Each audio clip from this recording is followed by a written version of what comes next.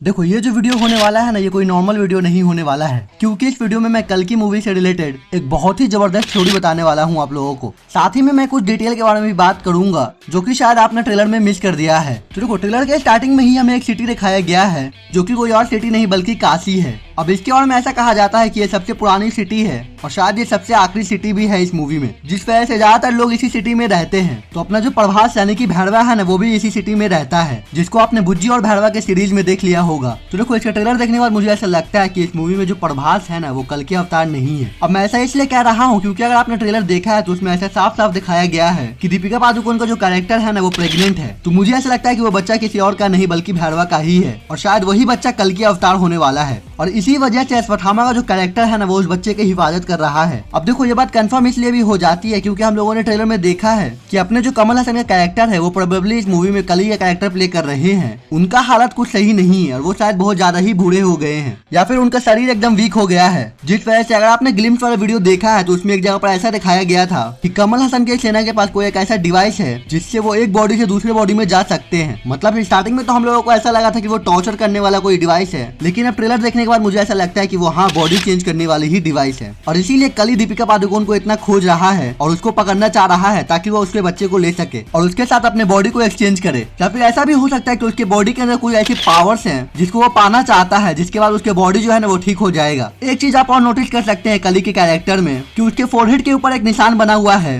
जो कि एकदम ग्लो कर रहा है, बिल्कुल उसी तरह से जिस तरह से अश्वत्थामा का फोरहेड ग्लो करता है। तो मुझे ऐसा लगता है कि मूवी में अश्वत्थामा का फाइट जरूर कली से होगा, जिसको वो शायद हार जाएगा, जिसके बाद वो जो मनी है ना वो कली ले लेगा और उस मनी को अपने फोरहेड पे लगा लेगा, जिस वजह से उसका जो फोरहेड है ना वो शाइन कर रहा है। इसके अलावा ट्रेलर में यह भी दिखाया गया है कि पूरे दुनिया का पानी एकदम खत्म हो गया है और नदियां भी एकदम सूख गई हैं, क्योंकि एक जगह पर हम देख सकते हैं जब काशी शहर को दिखाया जाता है तो वहाँ पर गंगा नदी का घाट भी होता है, जहाँ पर हम देख सकते हैं कि गंगा नदी एकदम सूखा हुआ है और लोग अपने अंतिम संस्कार के लिए भी एक डिवाइस का मदद ले रहे हैं। मतलब उस डिवाइस को तो नहीं दिखाया गया कि वो कैसा है, लेकिन हाँ उस शॉप को दिखाया गया है जहाँ पर अंतिम संस्कार होता है। इसके अलावा भले ही पूरी दुनिया में पानी नहीं है, लेकिन हम देख सकते हैं कि जो कॉम्प्लेक्स है ना वहाँ पर पानी मौजूद है। मतलब यार वहाँ पर बड़े बड़े झरने लगे हुए हैं। अब इसका मतलब यही होता है कि कली के लोग काफी ज्यादा अत्याचार कर रहे हैं लोगों के ऊपर। मतलब उनके पास पानी है लेकिन वो लोगों को पानी नहीं दे रहे हैं। इसके अलावा फ्यूचर की काशी शहर और कॉम्प्लेक्स को कुछ इस तरह से दिखाया गया है कि काशी शहर जो है ना वहाँ पर सिर्फ गरीब लोग रहते हैं और जो कॉम्प्लेक्स है ना वहाँ पे सिर्फ अमीर लोग रहते हैं या फिर वो लोग जो कि कली के साथ हैं। अब देखो ये जो कॉम्प्लेक्स है ना वो कुछ और नहीं बल्कि एक उल्टा पिरामिड है जिसके ऊपर कली की दुनिया बसी हुई है।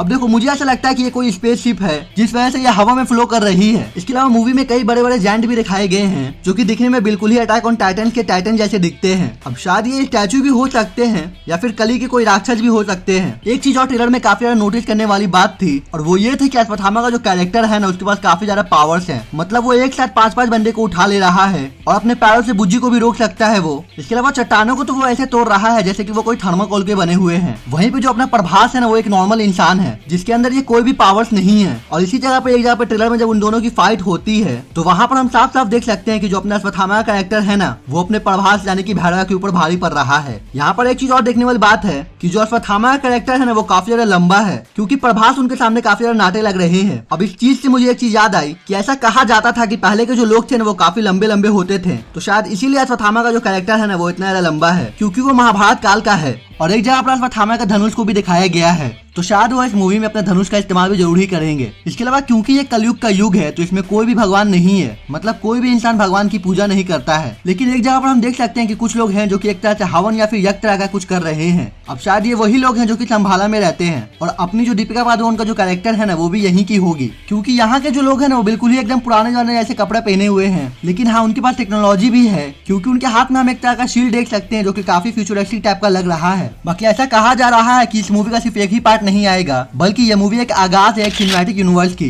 जिसमें हमें बहुत सारी मूवी देखने को मिलेंगी जो कि आपस में एकदम कनेक्ट होंगी। बाकी कल की मूवी से रिलेटेड मैंने और भी कई सारे वीडियो बनाए हैं कि मूवी में क्या होने वाला है और अश्वत्थामा का जो कैरेक्टर है वो कौन है और आखिर इसमें महाभारत काल कैसे दिखाया जाएगा। तो ये सब जानने के लिए आप चाहो तो मेरी वो सारी वीडियो जाके देख सकते हो। बाकी इस मूवी से रिलेटेड और भी कई सारी थ्योरीज है मेरे पास जिन पे मैं एक एक करके वीडियो बनाऊंगा। देखो यही तो है पॉप कल्चर की खूबसूरती, जिसमें हम अलग अलग थ्योरी बनाते हैं। अब भले ही वो थ्योरी सही हो या फिर गलत हो, लेकिन हाँ उनको सुनने में काफी मजा आता है। तो इसी तरह से हम कई सारी थ्योरी बनाएंगे। बस आपको यही करना है कि अगर आपको ये वीडियो पसंद आया हो तो वीडियो को लाइक कर देना, अच्छा तो कोई कमेंट कर देना। बाकी मैं हूं ना, मैं इस तरह की वीडियो और भी बनाऊंगा। और हाँ अगर वीडियो ज्यादा अच्छी लगी हो तो चैनल को सब्सक्राइब करना भूलना नहीं। मैं मिलूंगा आपसे अगली वीडियो में, तब तक के लिए जय हिंद।